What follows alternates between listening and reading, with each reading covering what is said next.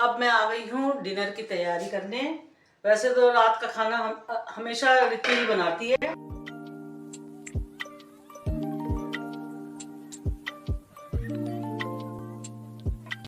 Hello, नमस्ते, good morning, कैसे हैं आप?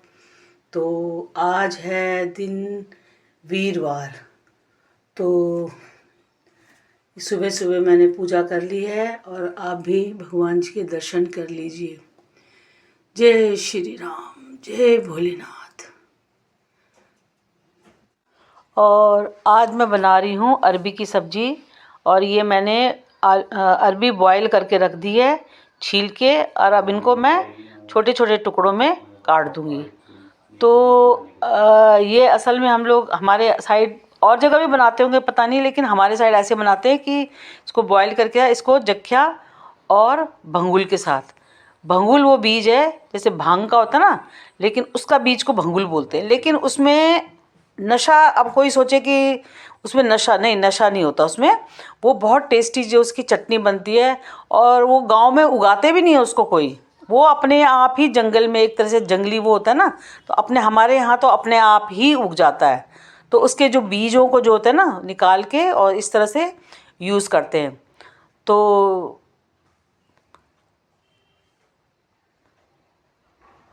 वो खाने में भी टेस्टी होता है, और उसके साथ क्या कहते हैं, इसकी चटनी भी बहुत अच्छी बनती है।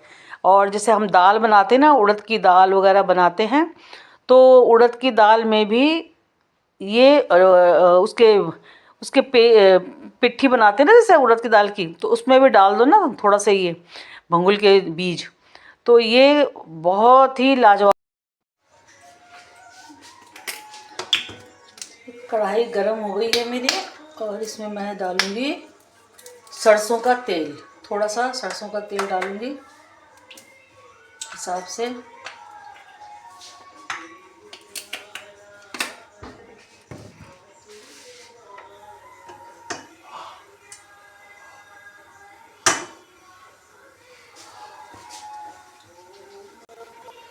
अभी तेल अच्छी तरह से गर्म हो चुका है, और इसमें मैं डालूंगी थोड़ा सा जख्या, और ये थोड़ा सा ये भंगुलू डालूंगी। ये होते हैं एक्चुअली भांग के बीज होते हैं। इनको ढक्कन रख दें क्योंकि ये तड़कते हैं बहुत तेज, उछल के आते हैं तेज, तो इसको ऐसे ढक्कन रख देना पड़ता है। फिर जब ये अच्छी तरह तड़क जाए फिर और अब इसमें डालूंगी मैं थोड़ी सी हींग। हींग डाल ली, और इसके बाद डाला इसमें ये कटी हुई सब्जी।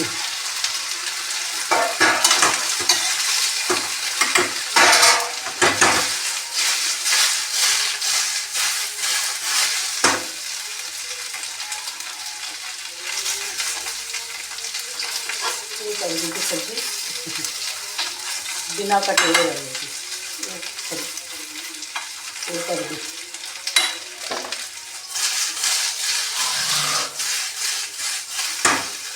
और अब इसमें पड़ेगा मसाला, और मसाला ये थोड़ा सा धनिया पाउडर, मिर्च पाउडर, हल्दी पाउडर, और नमक हिसाब से, जितना हम खाते हैं इस हिसाब से नमक पड़ेगा।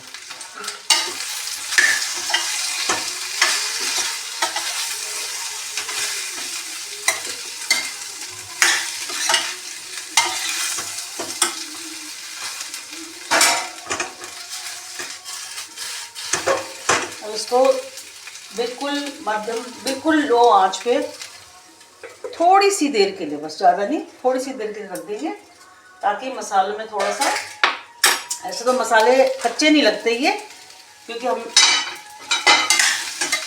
गरम तेल होता है ना इसके साथ में भूनते रहते हैं। तो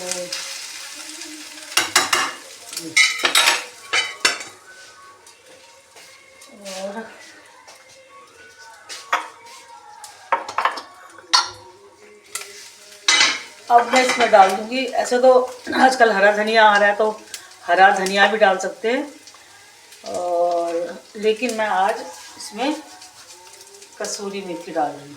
कसूरी मेथी है ना, मेरी ख़त्म हो रही थी, कल लेके आई, बहुत टाइम बाद लेके आई मैं कसूरी मेथी। तो ये मैंने इसमें कसूरी मेथी डाल दी है।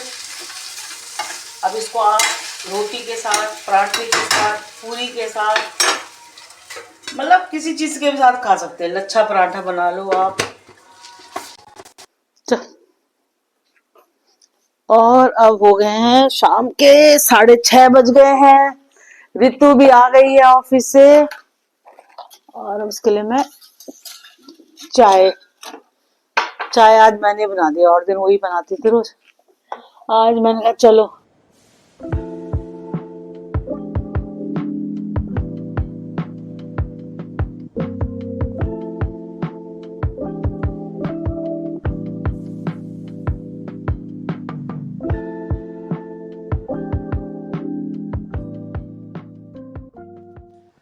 अब मैं आ गई हूँ डिनर की तैयारी करने। वैसे तो रात का खाना हमेशा रितु ही बनाती है, लेकिन आज मैं कल ना बुध बाजार से साग लाई थी, पालक और सरसों का साग लेके आई थी। तो ये दिन में मैंने धो धा के अच्छी तरह से और इसको बॉईल कर दिया था। तो अब मैंने इसको पीस लिया है मिक्सी में, और पीसा देखो बिल्कुल अच्छा दरदरा, जैसे दरदरा सा होता है ना, ऐसा पीसा है बिल्कुल। पेस्ट भी नहीं बनाया, हो जाता ना, क्योंकि बिना कम पानी नहीं था इसमें। तो मैंने सोचा देखती हूँ पानी बिना पानी के हो जाएगा, अगर जरूरत पड़ती तो मैं डालती, लेकिन जरूरत नहीं पड़ी। अच्छा खासा ये पिस गया है। और इसके साथ मैंने, अरे यार, और अब ये मैंने टमाटर रफली चॉप कर दिए थे, और इसको मैं ग्राइंड करूँगी। इसमें लहसुन और अदरक भी डाला हुआ है मैंने। साथ में मैंने ये 2 प्याज लंबाई में पतले पतले काटे हैं, और अदरक के छोटे छोटे टुकड़े करके, और लहसुन डाले। अब लहसुन और अदरक को तो मैं टमाटर के साथ ही पेस्ट बना दूँगी। और चलिए फिर अब इसमें मैं डालूँगी ये टमाटर डालूँगी, और ये लहसुन डालूँगी, अदरक डालूँगी, और इसका पेस्ट बनाती हूँ।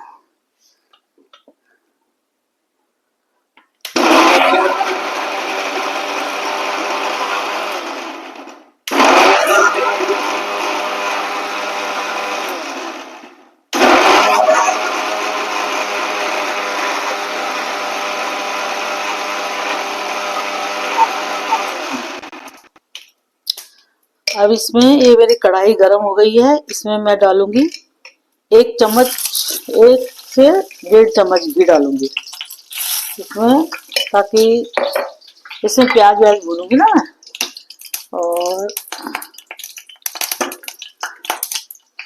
अब इसमें डाल दिया मैंने थोड़ी सी राई और थोड़ा सा जीरा।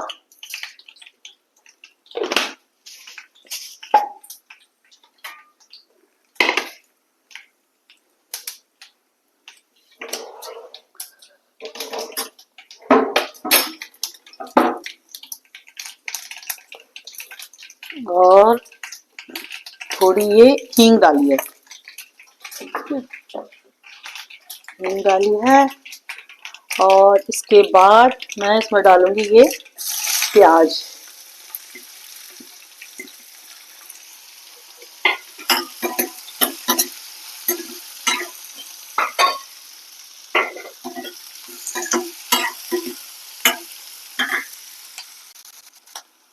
अब ये मेरे प्याज गोल्डन ब्राउन हो गए हैं, बहुत ज़्यादा ब्राउन नहीं करे मैंने, थोड़ा थोड़ा ब्राउन है, गोल्डन ब्राउन हो गए हैं।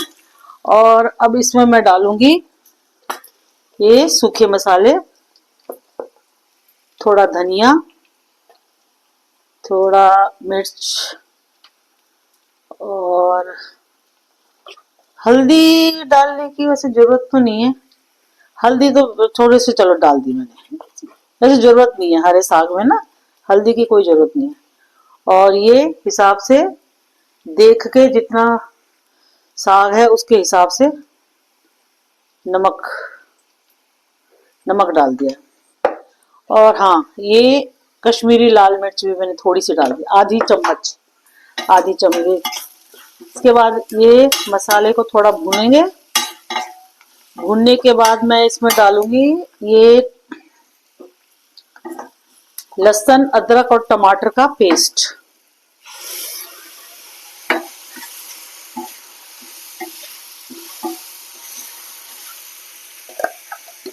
अब इसमें ना ये पालक जो मैंने बॉईल किया था ना, तो ये पालक का पानी थोड़ा सा निकल गया था, तो मैंने इसको अलग से निकाल के मैंने सोचा इसी में यूज करूंगी, या फिर उसमें बच जाएगा तो मक्की का आटा आटा गूंदूंगी ना जब, उस टाइम पे उसको यूज कर लूंगी मैं।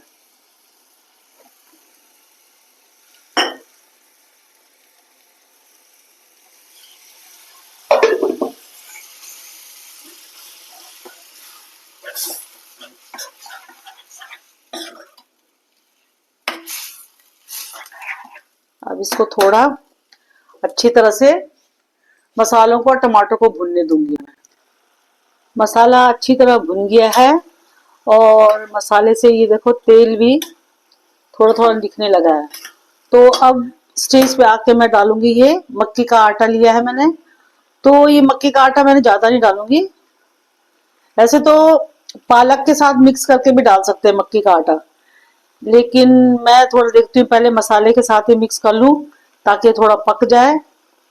उसके बाद मैं ये डालूंगी, इसका साग डालूंगी फिर उसके बाद एक, और ये दो, दो चम्मच में ये मक्की का आटा मैंने इसको अच्छी तरह से इसमें भून लूंगी।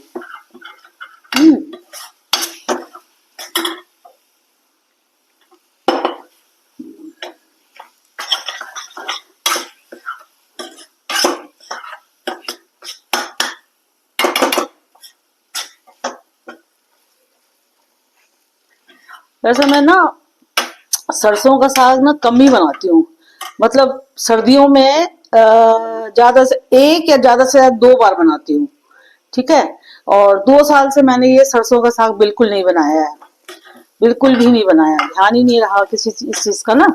तो फिर अभी ऐसे ही बच्चों के मुंह से पता नहीं कैसे निकल गया, मम्मी एक दिन वो बना दो।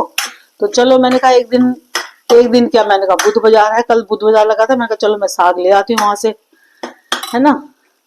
तो अब ये भुन गया अच्छी तरह से, ये थोड़ा थोड़ा कढ़ाई पे लगने लगा है। तो अब मैं इसके साथ ये साग डाल दूंगी। अब इसमें देखो कितना मैंने सूखा पीसा था, उसके बाद इससे पानी निकल ही गया, आ जाता है ना, हरी सब्जियों में पानी तो वैसे भी बहुत होता है। तो थोड़ी देर में इसके साग के साथ इसको पकाऊंगी। मैं सोच रही थी पानी की जरूरत पड़ेगी तो, लेकिन जरूरत तो क्या पड़नी है, इसमें काफी पानी निकल गया जो मैंने ये साग पीसा था ना, सरसों और पालक।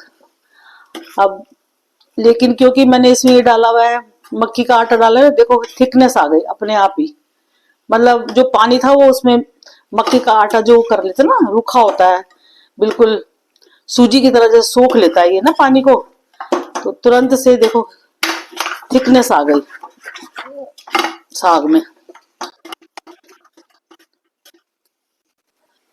और अब ये परात में मैंने एक 1.5 कटोरी के करीब, एक डेढ़ भी पूरी नहीं थी, एक सवा कटोरी करीब मैंने मक्की का आटा लिया है, और पौना कटोरी मैंने इसमें गेहूं का आटा लिया है। क्योंकि मक्की का आटा काफी रफ होता है ना, तो थोड़ा इसका रोटी बनाने में थोड़ा सा परेशानी आती है, इसको अच्छी तरह बाइंड नहीं हो पाती, तो ये इसलिए मैंने ये थोड़ा गेहूं का आटा भी मिक्स किया है।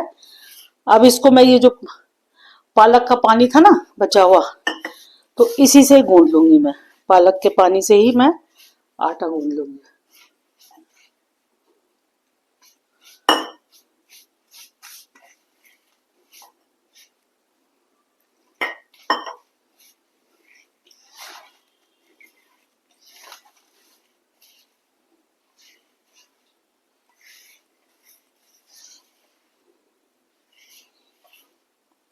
अच्छा, जो ये मैंने साग बनाया है, तो आप कमेंट करके बताना कि मैंने साग में कुछ कमी रह गई हो या कुछ, क्योंकि मैं कम बनाती हूँ ना, इसलिए पूछ रही हूँ। अक्सर बनाते रहो तो वो तो ध्यान में रहता है कि ये चीजें डालते हैं। साग का मेरे को इतना ज्यादा है नहीं, मतलब जितना मैंने देखा सुना है वो उसी हिसाब से बनाती हूँ। अगर साग को किसी कुछ और भी तरीका है तो वो मेरे को कमेंट में जरूर बताना, उसमें और क्या क्या चीजें पड़ती हैं। और अब ये मैंने बना दिया, खाते समय थोड़ा सा मैं उसमें बटर डाल दूंगी। ऐसे तो मैंने घी डाला हुआ है, घी इनफ होता है, लेकिन अब साग खा रहे हैं तो थोड़ा सा उसके ऊपर बटर डाल दूंगी। इसके अलावा कुछ और इसमें पड़ता हो तो मुझे प्लीज कमेंट करके जरूर बताना, ताकि मैं नेक्स्ट टाइम बनाऊं तो उस हिसाब से बना पाऊं। अगर कुछ कम रह तो गई होगी, क्योंकि मुझे साग ऐसा साग नहीं आता, जैसे सरसों का साग बोलते हैं ना, तो कभी मैंने इस तरह से बनाया नहीं है मक्की की रोटी के साथ। बनाया है, मतलब ये नहीं कि बनाया नहीं, पर कम बनाया है मैंने, बहुत कम, रेयर। तो मुझे बताना, कमेंट जरूर करना कि आप लोग कैसे बनाते हैं, आपका क्या तरीका है। ऐसे ही पता लगता है ना थोड़ा एक दूसरे से।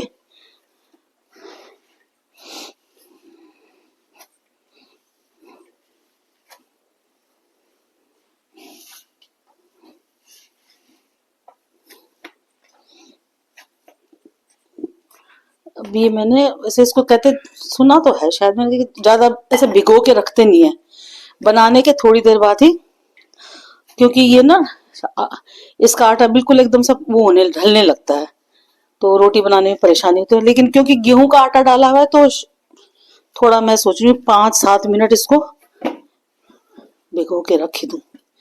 ऐसा सुना तो है मैंने, पता नहीं गलत सुना है सही सुना है, लेकिन कहते आटा गूंदने के थोड़ी देर बाद ही इसको बना देना चाहिए। तो तो अब मैं बनाने लगी हूँ रोटियां। तो ये साग बना के थोड़ा सा मैं बैठ गई थी, मैंने कहा अभी तो टाइम काफ़ी हो रहा है, उस समय 7:30 हो रहे थे, तो मैंने सोचा अब इतनी जल्दी भी, अब मैं ये बनाने लगी हूँ। तो अब बच्चे कह रहे हैं मम्मी बना दो, तो देख मैंने कहा चलो ठीक है, वैसे भी शायद 8, 8:15 का टाइम तो हो ही गया है। 7:30 बजे मैंने साग बना दिया था। अब ये रोटियां देखती हूँ मैं ऐसे जो हमारे यहाँ मंडुए का आटा होता है ना, तो वो भी ऐसे ही होता है, ऐसा कुछ नहीं है। जैसे एक तरीका ये भी है कि कोई पन्नी हो ना, जैसे पन्नी के बीच में रख के भी थोड़ा सा हम उसको उसी के अंदर बेल सकते हैं। देखती हूँ मैं ऐसे मेरे से होता है कि नहीं होता, नहीं होगा तो फिर पन्नी लगाऊंगी, हो जाएगा तो ठीक है। देखो फटने लगी है ना ये होती,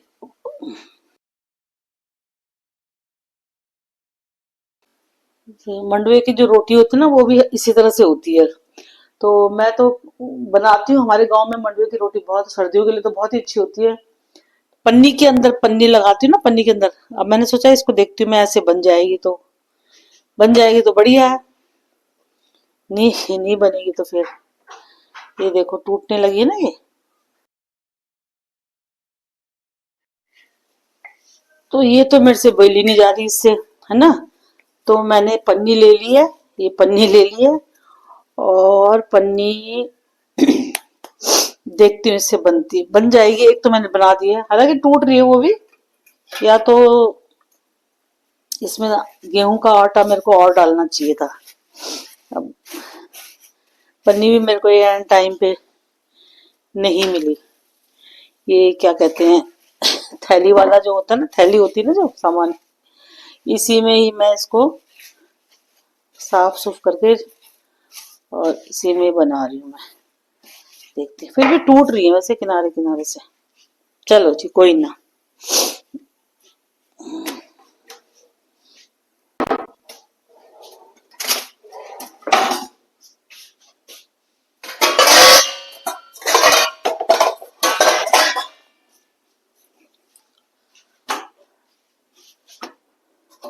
ये देखो ये रोटी बनी थी, पहली रोटी मैंने ये बनाई, बनी नहीं है ठीक से, बनी तो दूसरी भी नहीं, पर चलो खाने लायक तो हो ही जाएगी।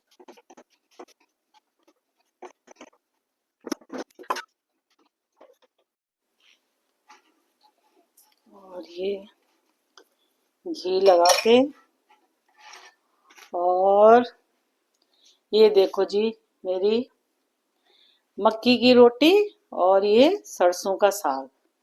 अब आप बताएं क्या कमी है, कैसे बनाना है, कमेंट्स करके जरूर बताना मेरे को। तो अपने हिसाब से जैसे जैसे मेरे को आती थी, जिस हिसाब से मैंने बनाया है, कभी कभार ही बनाया लेकिन बनाया है, तो वो मैं अपने हिसाब से मैंने बना रही है। बाकी बच्चे बताएंगे अब कि कैसा बना है।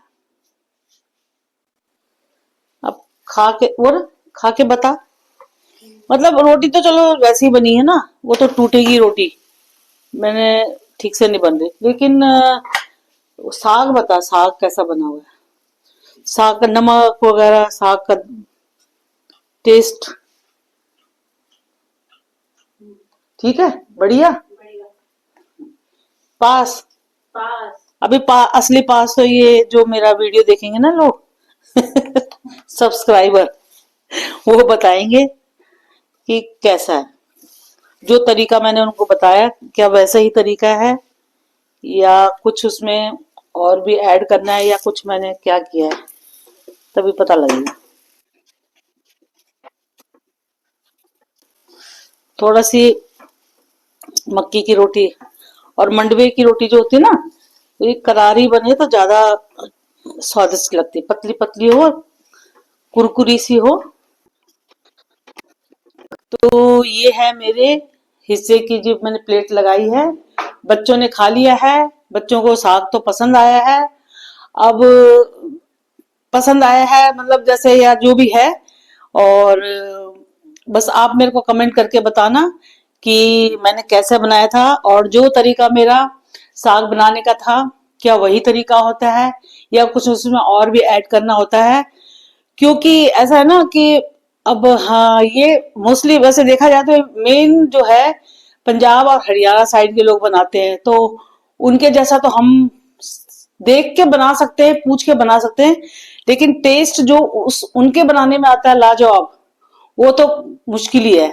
लेकिन कोशिश करी है मैंने, और क्योंकि बहुत ही कम बनाती हूँ, तो आप मुझे कमेंट करके बताएं जो अगर हरियाणा साइड के या पंजाब साइड के मेरे से जुड़े जुड़े हैं या अब जुड़ रहे नए, तो वो जरूर बताएं मेरे को कि किस तरह से और इसमें क्या चीजें बनानी है, क्या चीजें और इसमें, या यही तरीका है जो भी है। तो ठीक है, फिर आज का ब्लॉग मैं यहीं पे समाप्त करती हूँ, और कल मैं फिर मिलूंगी आपसे एक नए ब्लॉग के साथ, और टिल देन बाय।